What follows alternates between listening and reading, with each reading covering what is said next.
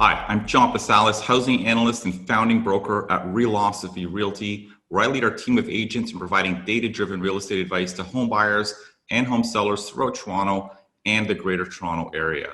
We launched this Toronto Real Estate Summit because we're getting a lot of questions from consumers about the volatility in our economy and our housing market that was brought on by the COVID-19 pandemic.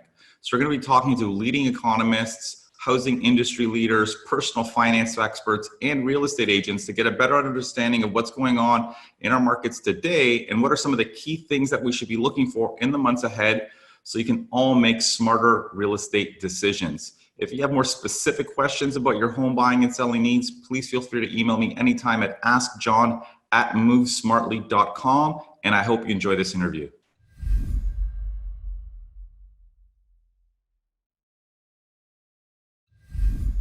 John Pasalis here from Realosophy Realty. Right now, I'm going to be speaking with Marc Desormeaux from Scotiabank. He's a senior economist, and he's going to be walking us through Scotiabank's outlook for Canada's economy and housing markets for the year ahead in response to the COVID-19 pandemic.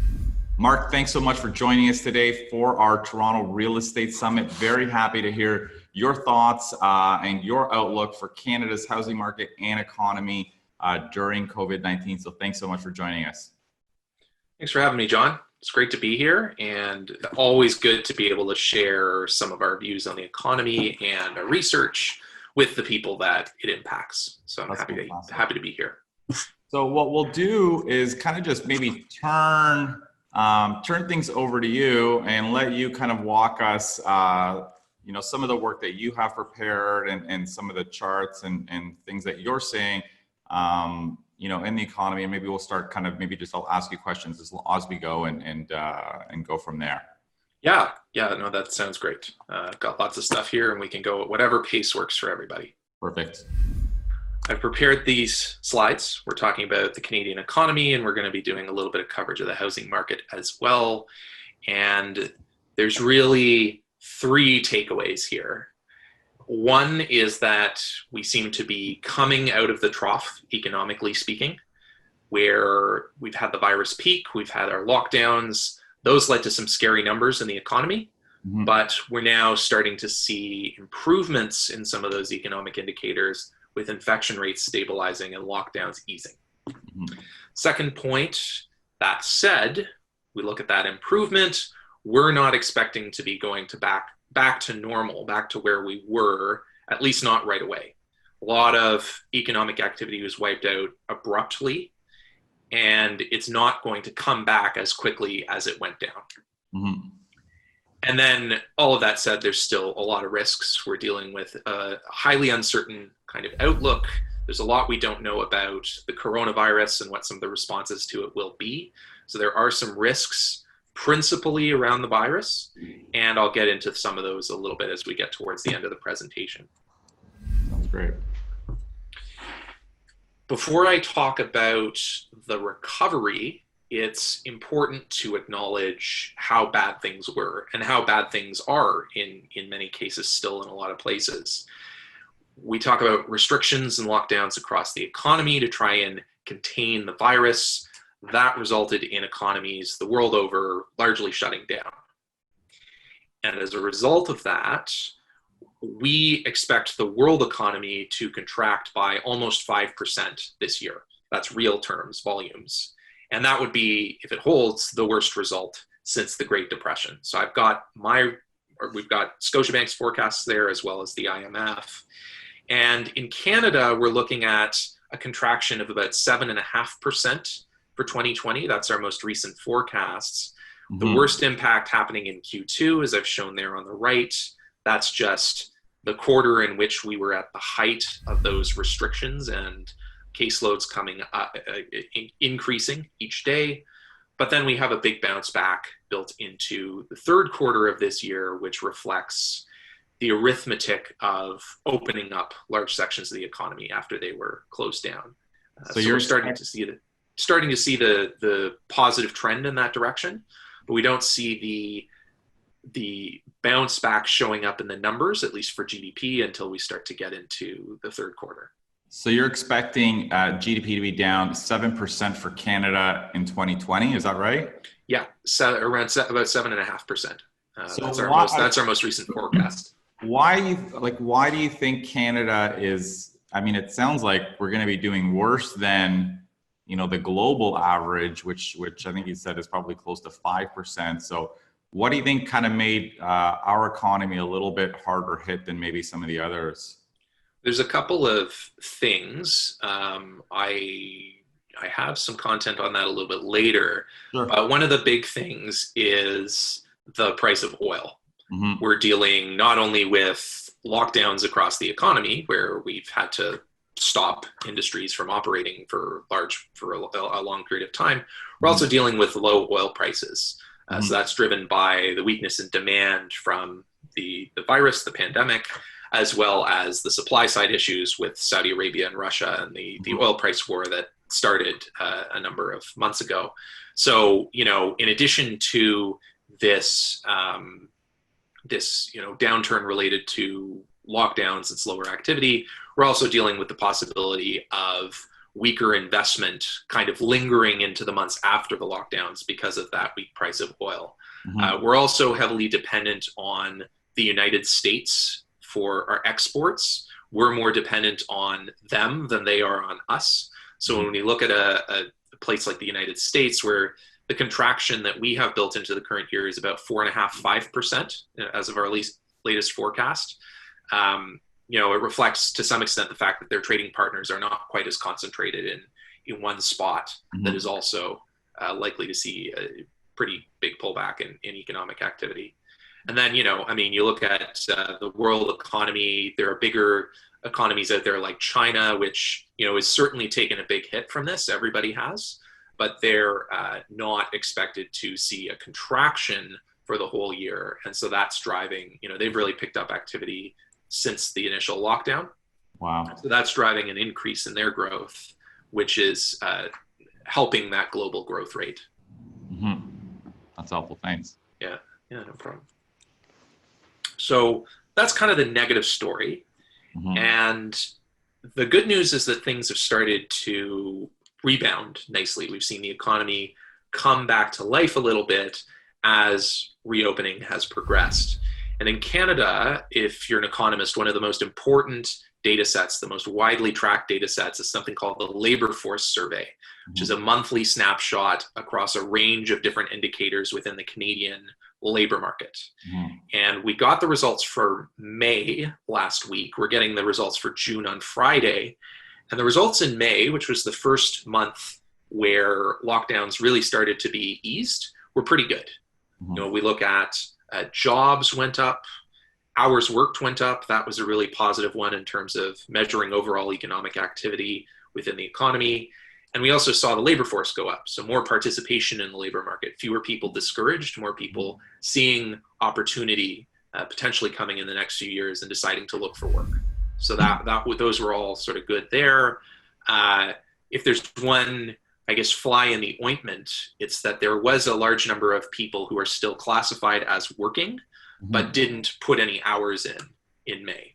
Interesting. So there's a number of people where, they're still on the payroll, but they haven't returned to normal, or they haven't started to return to normal in terms of their working life. And ultimately, the recovery will hinge on how many of these people get back to their jobs. But even so, the number is smaller than it was in April. And when we look at across that suite of different indicators, like the hours, the jobs, and the labor force participation, it points to an improvement in the labor market that we started to see as lockdowns were eased. Mm-hmm. Yeah, I actually just recently, maybe a couple of days ago, I think I saw something posted by the OECD on sort of unemployment across countries. And again, very similar kind of to the last question. I mean, it looked like Canada was among the hardest hit. I think only like 4 countries had worse unemployment rates than us.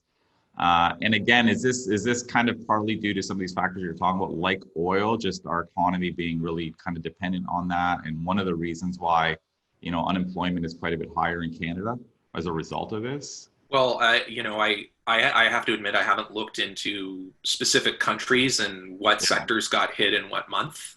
So I don't know that I can provide a ton of detail on that.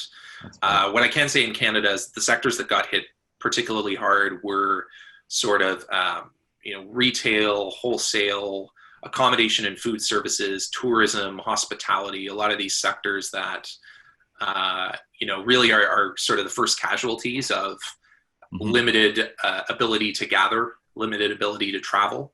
Yeah. So these sectors were really hit hard. That's driving a lot of the increase in Canada's unemployment. But we're hopeful that things can improve on that front, even if the tourism sector outlook is pretty challenging. Yeah. So even though we do have this recovery looking like it's starting to take hold, it's important to note that even in the most optimistic possible scenario, this recovery is likely to be pretty gradual. And I'm going to start by just talking about the chart on the right-hand side with the two lines. This is early US data, so we're getting high frequency indicators of overall activity across the economy. And the red line is a kind of weekly economic activity index. This is looking at what's going on in the overall economy. Is it improving? Is it getting worse? And what we're seeing there is that initially when the lockdowns came into effect, activity and lockdown severity were moving in lockstep. Look how tightly correlated those two lines are. It's very clear that there's some causation there of the lockdowns driving the reduction in economic activity. But now that we're starting to ease those lockdowns, we're seeing that economic activity hasn't picked up quite as strongly. So it's not it's not increasing as much as we might expect, given the lockdown easing pace and the correlation we saw earlier. And this reflects kind of consumers and businesses who are still apprehensive in the current environment. They want to be careful about what happens with the virus, about spreading. They're not sure about where the outlook is going. So there's still some consumer and business caution there that's holding back a more robust recovery. And this is something we see continuing over the next few months and even years, just as we grapple with kind of the lack of clarity on where the virus is necessarily going. So that's the first point. The second point I'll highlight is just about the slope of that blue line. And we saw lockdowns come into effect very quickly. We had that very steep drop, but now as we're coming out of them, it's a much more gradual removal, right? And if you look at, say within Canada, you look at a province like British Columbia, which has been pretty successful in containing the spread of the virus and being further along in reopening plans. Look at all its plans going into the future, there's always some form of social distancing still in effect for businesses and consumers. And we expect that this will be the lay of the land. Governments are going to be careful about reopening on the whole. They're going to be careful about not wanting to reignite the virus, reactivate it. So we've got two factors kind of holding back a more a quicker recovery as we start to get into this reopening phase. One is that reopening is going to be gradual with an amount of social distancing still in place. And the other is that consumers and businesses are still cautious even as the economy starts to reopen. And that's something that could hold back a quicker recovery. And as a result of that, when we look at Canada, we actually don't expect the economy to return to its pre-virus peak until early 2022, even with some of these big bounce backs that we're expecting in the second half of this year. It's going to be a gradual recovery. It will take some time for us to get back to where we were. One thing I'm kind of curious to hear your thoughts on in the context of the recovery and the social distancing indexes. I went into what's usually a super busy Starbucks at Don Mills in Lawrence yesterday, and usually there's probably 200 people in there because it's a massive one. And I went yesterday and there were 5, right? And obviously there's no seating inside. And I wonder, what does the fall look like when technically probably even more businesses will be open, but they're not really designed to be open at 50% capacity, right? How many are not gonna make it past September, October, November, without more, federal support, I guess is one thing I wonder, and what your thoughts are, given sort of these restrictions for businesses that maybe can't be profitable with social distancing. Well, I think that question speaks to the slope of the blue line on the right-hand side there. We're looking at a gradual reopening process for a lot of firms, especially in sort of that retail and customer-facing those industries. We might not be back at full capacity for some time, and that's going to have an impact on the economy, certainly on consumer spending, on the amount of profit that businesses can make, how many people they can hire. This is something that would be holding back the recovery relative to where we were before this happened. Hopefully we can see further stabilization of infection rates. The health outcomes will improve such that we can start to increase group sizes and capacity, the capacity that businesses can operate. But all told, we certainly think it will be a gradual kind of recovery, and that'll, be something that businesses have to grapple with in the next few months. Sounds good. All right. You kind of talked about this a little bit in your last question, and we're encouraged by the amount of government support that's been offered, and that's something that we think will help cushion the economy against a more serious blow. We actually, two of my colleagues put out a paper a couple of weeks ago looking at what the economy would look like without intervention versus with it. And, and we largely found that, the move to intervene to provide these supports was a good thing and would be a good thing over the longer run. But just to give you a snapshot of it, the amount of support that's been offered so far as a share of GDP far outweighs what was offered during the global financial crisis. That reflects the severity of this event, how seriously businesses and households have been impacted by it, and the need for more support. That's something we see cushioning the blow. There's been provincial bond buying program offered by the Bank of Canada to support provinces' ability to borrow and to provide support. It's been successful in keeping spreads more narrow. And then when we look at the housing market, some of these different tax and fee deferrals, different supports that have been offered, when we have the kind of unemployment that we've seen over the last few months, to some extent, it's a natural consequence that we're going to get arrears and mortgages in a more challenging housing market.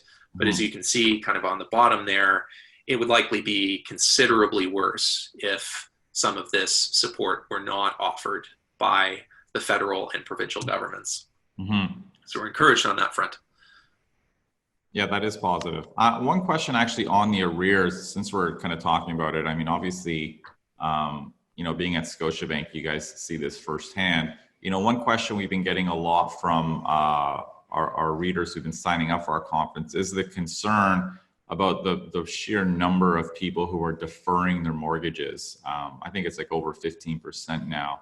And, is this concern that even with the deferrals, that come September, October, when those eventually come to an end, are we going to have this arrears cliff when people just can't keep up with their mortgages? Is that something that kind of, I guess, your group's worried about, or, at Scotiabank, and kind of what do you think, and what do you see or expect in that going forward?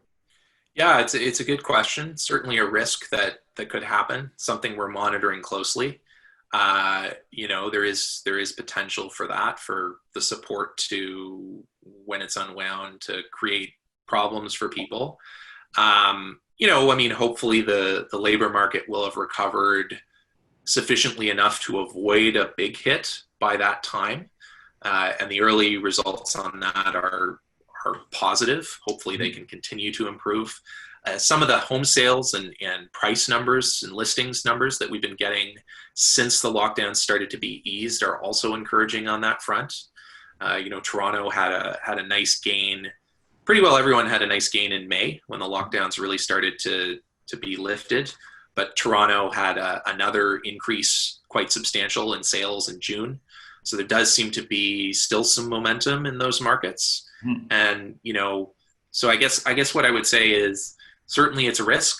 But hopefully, things can continue to improve between now and when some of these payments start to become due. And if that's the case, then, that potential hit can be mitigated.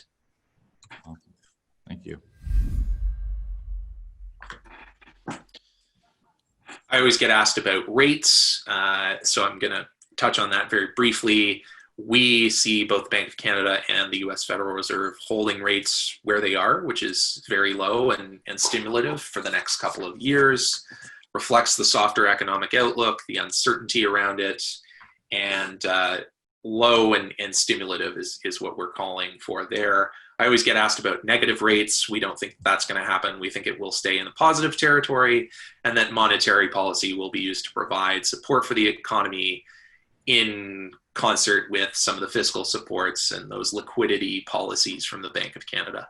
Okay, so since you brought it up, I'm going to put you on the spot because I think this is a topic that a lot of people don't really get. I mean, can you kind of explain at a high level what negative rates means? I think it's something that, the average person can't wrap their head around that, and maybe you can just kind of unpack what that looks like and what that means to consumers and how does that kind of work? Well, the basic idea is that it becomes costly for a person to hold cash, rather than, the incentive being rates are low, so you can borrow money and at a low cost. It now becomes expensive to you to hold cash and not spend. So it's kind of like a stronger incentive to spend. So not just expensive. I'm basically, in short, I'm kind of losing money. So I put in my $10,000 into a GIC and I get back, 9,900 and something, basically. It's a stronger incentive to spend. Okay. To provide support for the economy. That's kind of the idea from a consumer point of view. Yeah. But we're not calling for that. We think the rates will stay right where they are at the moment, which is very low, still stimulative, still providing an incentive to borrow and spend, all else equal, but not going negative in the next few years. So I mentioned the oil and gas sector a little bit earlier, and it's kind of an interesting story. There's a few different things to consider. I mentioned on the one hand, oil prices were hit quite seriously by both the demand impact from the coronavirus pandemic and then those supply side issues with Saudi Arabia and Russia pumping oil and boosting the amount of production out in the market, putting further downward pressure on prices. So that's was part of the reason that oil WTI went negative in late April. It's since improved. But we've seen improvements in prices as the economy started to come back to life, and there's been agreements on reducing supply, reducing production from OPEC plus. So that's been a positive in that sense. We've got oil prices improving, coming up and being a little bit stronger. One of the other reasons that they have improved is that we've seen producers have been able to reduce output pretty quickly. In response to the weaker pricing environment, firms have been able to scale back production, and that's offered some pricing support for oil in the US as well as in Canada. And, in terms of rebalancing the market, supporting longer term profitability and investment, there's a positive impact there because prices have gone up higher. But on the other hand, you've got production being reduced. And, we look at Alberta, for instance, the top right chart there, the number of active rigs drilling was at its lowest ever recorded level in May. So that is happening. That reflects the impact that I'm talking about. But when you start getting into production reductions, then that also has an impact on employment. And in Alberta, for instance, the employment picture has actually gotten worse in the oil and gas sector over in May, whereas it improved in a lot of other places in Canada as we started to see economies reopening. So, the point here is just to highlight that, yes, the market is starting to rebalance. We've seen some positive trends in the price of oil. Anecdotally, we're hearing that some producers are starting to increase output a little bit in light of the better oil price environment. But there is this tension between the rebalancing of the market and supporting a stronger pricing environment and the job market, the local incomes. Mm-hmm. And all this points to sort of a challenging next few months, possibly even getting into next year, for oil producing provinces in Canada and oil producing regions around the world. Mm-hmm. Now that's the kind of the overall economic outlook, thinking of Canada. There's obviously a lot of risks to this. And the first and foremost is, of course, the possibility of a second wave of the pandemic. And, you know, what I mean here is that we get infection rates stabilized, it's under control, and then there's a resurgence later in the year due to the virus mutating or seasonal impacts, more people being inside because it's the winter, and you know the usual ebbs and flows of the seasons on flus, for instance. And this has been a feature of past pandemics. I've plotted some numbers here from the Spanish flu from the early 1900s, which is the usual comparator for COVID. You know, depending on the severity of the second wave, if it were to occur, we could see more containment measures that could sap economic growth again. That's kind of the big risk to the outlook at this point. I would just highlight that this is not an inevitability. You know, we're encouraged by some of the mitigation measures that are being put in place by governments already in anticipation of a possible pandemic second wave. There's learning from the first wave that we experienced. There's information sharing amongst countries, and all indications from the governments now are that if there is a need for more containment measures, they'll be more targeted, more specific to different areas and different industries, less all-encompassing, and therefore, in all likelihood, less of a drag on economic growth.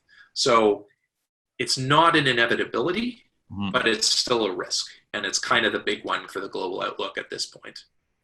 Yeah, and that's actually an important point I think you raised. And I think a lot of people haven't thought about that, you know, if we do have a second wave, I think a lot of people are thinking it's going to we're going to go back to where we were in March. And like you said, I mean, of course, with a little bit more preparation, if it's a little bit more targeted, hopefully, you know, we don't see as big of an impact on the economy, even if we do kind of have a bit of a second wave. Yeah, I mean, we didn't include it in our last forecast tables, but we've run a number of different scenarios, generally with sort of second waves, second rounds of lockdowns. And generally, you know, we don't see as big a hit. And that's consistent with a lot of the forecasters out there. I mean, I know the IMF has done stuff. The OECD has run scenarios with second waves, second rounds of shutdowns, and usually the impact is not quite as severe. But still a risk, still something that could drag on economic growth more than we're currently forecasting for. For sure. Of course, it's not just about us, right? Canada is a trading nation. We have trading partners. The external sector is part of our economy. And so things don't really get back to normal until they get back to normal for our trading partners. You know, as lockdowns have been eased in other places around the world, we've seen economic activity pick up. We've seen trade activity pick up.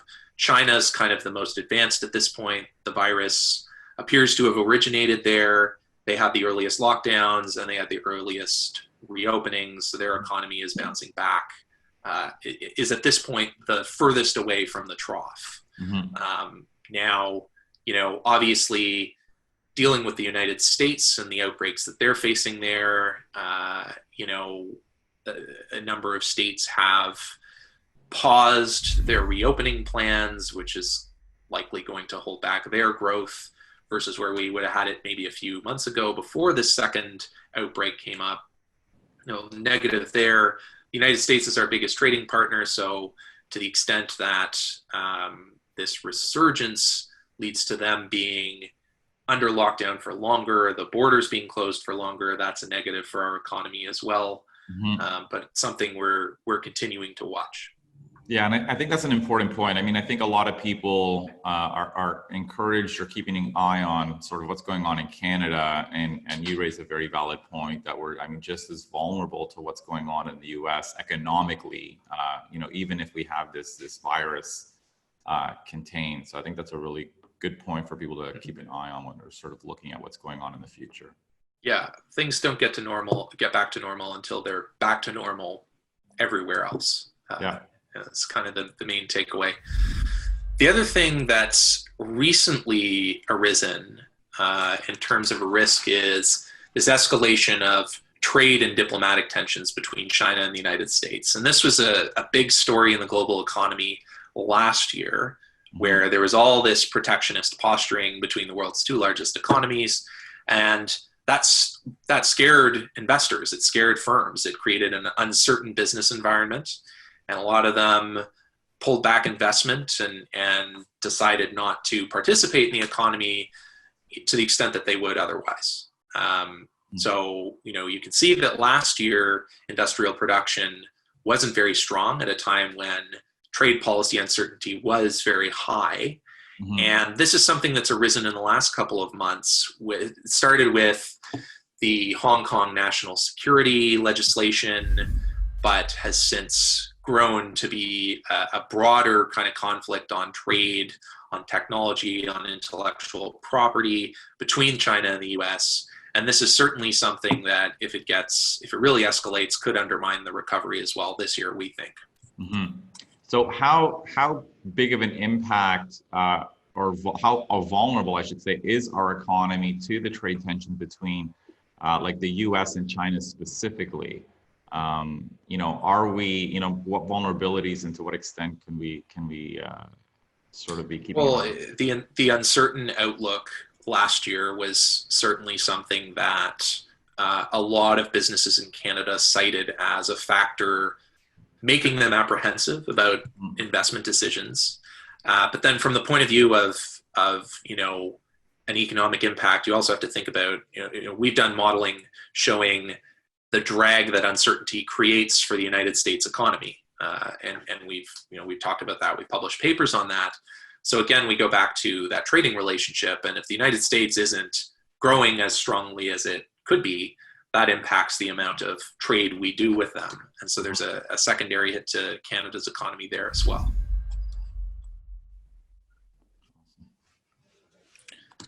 I'm going to turn to housing now.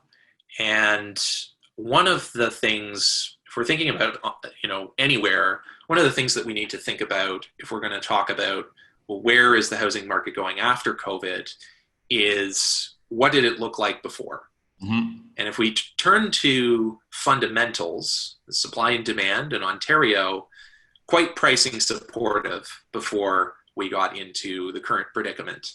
I think at this point, the fact that housing supply in Toronto has not kept up with demand is well known. This is a story that people like me have been telling for several years now.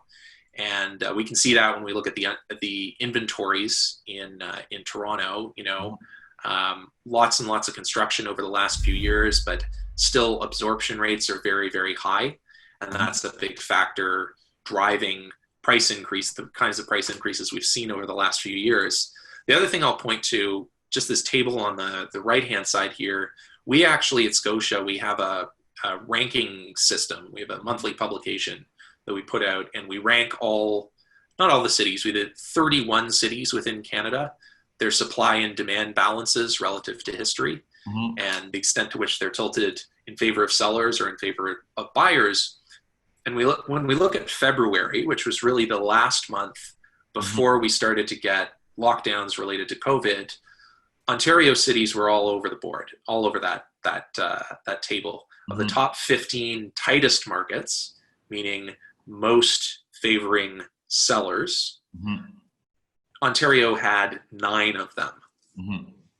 And it extends beyond Toronto, it extends beyond the Greater Golden Horseshoe into places like Windsor, London, Ottawa, Kingston.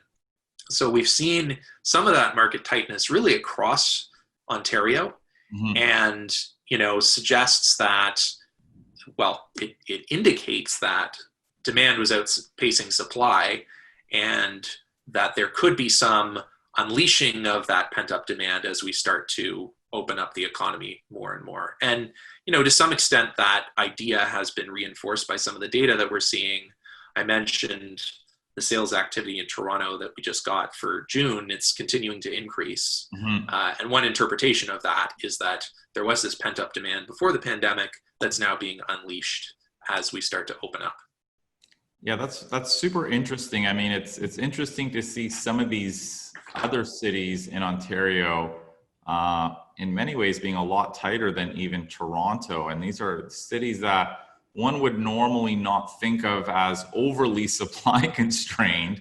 And, like you say, you see areas like Sudbury and Peterborough and Windsor with really, really tight housing markets with strong sales and not a lot of new listings. So this was before COVID, so yes. Things have changed since. But but I think even before COVID, I mean, I think it's a good exercise that you're doing to sort of look at what the world looked like pre-COVID, and even that is super fascinating. And do you think a lot of this is or was driven by just strong immigration and maybe people moving to some of these other markets that are a little bit more affordable in Ontario and not just going straight to Toronto?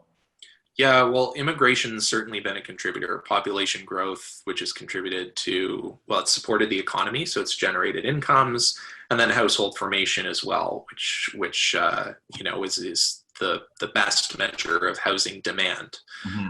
But then in addition to international immigration, we're also in a situation where inflows into Ontario from other provinces are pretty strong. They're stronger than they have been traditionally.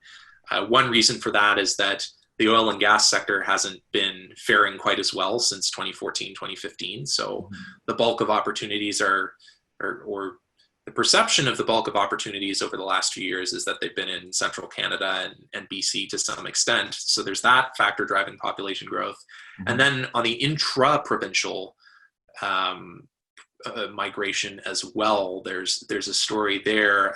I don't have it here, but I have a chart that I include in some of my presentations looking at movement from city to city within Ontario. And when we look at places like London and Windsor, we're seeing a big migration to those cities of people between 0 and 9 years old and between 25 and 39. Interesting. Which to us indicated, a lot of young families are moving out there, which suggests that people are starting to look further afield from Toronto to raise a family and to move. Something that needs to be explored more and more, but the data are quite striking on that front. Yeah, that's interesting. So again, continuing on Ontario housing, one of the interesting stories, one of the curious results when we look at the data from the lockdown months has been that construction activity has held up relatively well. Even amid lockdowns, we've seen housing starts remain roughly in line with where they were before COVID. And, a number of these construction projects were considered essential, but, one interpretation of this is that we did have that pent up demand before COVID hit, and that's been continuing to contribute to, household formations. There was that income growth beforehand, job creation beforehand. And so then that's been able to support the housing sector, even in this really tough time. And so that's one thing to note. The other thing that we have to think about when we're thinking about the housing market in this current environment is that this is a downturn in the economy that's atypical in the sense that both supply and demand were hit by the lockdowns. We saw both buyers and sellers not coming to the table when the lockdowns were in full force. And so, that's kind of kept prices pretty stable over that time, even though the economy in large parts wasn't operating. And that's different from a normal downturn where, maybe initially you have job losses, you have sectors operating at partial capacity, and then it takes several months in many cases for the supply side of the market to realize, oh, in fact, there isn't as much demand, and listings start to come down, and then you get more pricing support there. But there's that moment where demand comes down and supply isn't responding. That has not been the case here, where they're being hit simultaneously, and that's helped keep prices reasonably stable in Ontario and across a lot of places. Now, one of the things, let me change. Oops. One of the drivers of that growth in home prices and the economy overall, which I mentioned earlier, has been population. Population gains really across Canada, anchored by immigration and international student attraction, but with some of those other supporters as well for other cities in Ontario like London and Windsor. And if you'd asked me to give a provincial outlook presentation, say 6 months ago, this would have been probably top of the list in terms of stories that I'd be emphasizing. Population growth in the last few years in Canada has been very strong. Canada is the only country in the G7 that's had accelerating population growth over the last few years. And over that period, we've actually seen, we've seen all these newcomers coming in, but there's been an improvement in their labor market outcomes, even as we've increased the number of people we're bringing in. Traditionally, newcomers do not have as high employment rates when they enter a new country as native-born people do, just because they haven't been there as long. But we've seen that gap narrow over the last few years, and we've also seen employment rates increase for Canadian-born workers. So rather than sort of the common concern about immigration, which is that newcomers will displace workers already there, in fact, we've had this situation where everyone has been benefiting from a strong labor market and everyone's been contributing. So it's really been a positive story. It's been a positive story in Ontario, but it's also been a positive story in places like Atlantic Canada, and even in the oil-producing provinces. We've outflows to other provinces have been bigger than they were, say, 5 years ago, but they've benefited from immigration and managed to sustain pretty strong population growth. And that's been a big factor in the Canadian economy and the provincial economy and in housing markets really across the board. So one of the questions then, one of the other risks to the outlook at this point is what happens to population growth. And a chart on the bottom right there looks at immigration on a monthly basis in a number of different provinces. What we've seen so far, as you would expect, is that closing down the border means that a lot fewer people are able to come into the country. A lot of these applications have been kind of put on hold, and there's been a lot less population growth.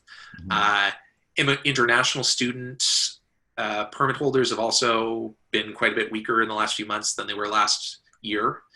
And, we've seen some early indications that perhaps we'll start to see a pickup as things open up again. But there's still a lot of uncertainty about what's going to happen with immigration going forward. How quickly can we ramp back up to where we were before? What is the immigration what do the objectives look like in a different economy, a different economic situation? The government has, we think, rightly emphasized that it will continue to focus on the immigration objectives it had before. But what form that will take isn't totally clear at this point. And then we also have to think about, we've had this global event that's laid bare some of the vulnerabilities of this globalized system. And will people want to travel and migrate around the world to the extent that they did before after all this is said and done? So there's a lot of uncertainty around that. And, uncertainty for the entire Canadian economy, of course, for Canada in particular, relative to other countries. But thinking about housing, we've actually done, this is from a few months ago, some scenario analysis, some shocks and control exercises for the Canadian economy, looking at what will happen to housing starts and prices and sales for an environment. And the bottom line is that if we found that looking at where supply-demand balances were before this this crisis. If we can maintain population growth at a reasonably steady level, we can see a pretty nice bounce back in starts, sales, and prices over the near term. And you can see that on the chart on the left there. Prices and sales would pick up pretty quickly. There'd be a faster rebound than the economy as a whole. We're talking about, getting back to where they were by 2021 instead of 2022. So there's potential for an increase there. But it does depend a lot on the pace of population growth. That's really a fundamental driver of the housing market. And as you can see on the top right-hand side there, there's potential downside. If population growth comes in 1% lower than maybe we were anticipating, then sales will also come about 1% lower. I see. So it's a key question here for the Canadian economy as a whole, but also for the housing market in particular. What would you say are the key factors that might influence what immigration looks like tomorrow? Is it, is the federal government concerned about sort of, the health risks? I mean, obviously importing, the virus from other countries, having hundreds of thousands of people moving in, or are they more concerned about the sort of the economic effect? I mean, if you have double-digit unemployment, plus you're, obviously allowing hundreds of thousands of people move in, what does that do to the economy? Like, what are the key considerations when you think that they'll be thinking about when determining what rate of immigration we should be allowing in the years ahead? I think that, well, that's a great question. And I think the things that you've raised will certainly be considerations. Consideration on, I think, any policy these days is going to be very based on the course of the virus. So, when do you reopen the borders? When do you start letting people go out and about and return to work? All of that's going to be dependent on whether infection rates have stabilized, whether we feel that we've reasonably, to a reasonable degree, contained the spread of the infection. That's going to be one. Of course, the speed of the economic recovery is another one. How much does the labor market recover? That's going to be important for figuring out what the immigration program should focus on. What sectors might be important, what skill sets we would want to look for in applicants. There's a lot of different considerations around that. But I think broadly speaking, you've hit on the key ones there about the health outcomes. Where are we in terms of containing the virus, and then what does the labor market look like increasingly as we come out of this? Okay, so in terms of the outlook for home prices. Can you kind of walk us through kind of what Scotia's thinking? And, again, we've seen a lot of mixed forecasts, some positive, some negative. Where do you see kind of prices going over the next, 6, 12 months? I mean, is your best guess, because it's obviously a difficult kind of period to be trying to make forecasts. But yeah, well, so we don't regularly forecast home prices. Okay. This was kind of a scenario analysis, but I would go back to this. I think, if we can continue to benefit from reopenings, if we can continue to see stable infection rates, diminishing infection rates, and the economy starting to come more and more back to life, get immigration to pick back up again, we could see a pretty quick rebound in prices, pretty quick growth in prices. Okay. But if that doesn't happen, if there's a second wave, the economy deals with more of a downturn, we can't get population growth to go back up to where it is, this lasts longer, the prospects don't look great for lots and lots of gains in home prices and sales. But then, of course, we have to look at the regional impacts as well. And a place like Toronto or some of the centers around Vancouver, where the markets were tight, where there was a lot of demand before the pandemic, and where those are seen as good investment spots, they're going to be, in all likelihood, better able to benefit from a recovery from reopening. Whereas in Alberta, where there's this overhang of unabsorbed units that's accrued since the last commodity price downturn, there you've got supply outpacing demand, and prospects for price gains and investment there are more muted than they are in places like Toronto and Vancouver. So it's an uncertain outlook. A lot will depend on population growth. a lot will depend on what happens with the virus, with infection rates. And then there's still those regional concerns as well, those disparities across the different cities. Awesome. So that's everything I wanted to cover. I think I'd just end up with the 3 points that I started with. It looks like we've come out of the trough that we saw in Q2. Economy starting to come back to life, improvements across a number of different indicators. So that's good news. We still think the recovery is going to be gradual, even in the most optimistic scenario. It reflects the uncertainty around the outlook that will impact consumer and business purchases, as well as what will likely be a careful reopening of economies to try and continue to contain the virus. And then, there's a lot of risks around the virus waves, population growth, and whether we can get that back up to where we were, and then tensions on trade, on diplomacy between China and the United States. Those are the important risks. But on the whole, there are a number of things to be encouraged by, and we're hopeful that the positive momentum can continue in the next few months. That's awesome. Marc, thanks so much for taking the time today to kind of walk us through this. Super helpful as we try to make sense of what's going on during these very, very volatile times. I'm just going to wrap up very quickly with 2 last questions we're asking all our speakers. The first is that the theme of our conference this year is smart caution. What does smart caution mean to you? Well, I think everybody is cautious about how things are going to go these days. I highlighted all the different uncertainties in my presentation.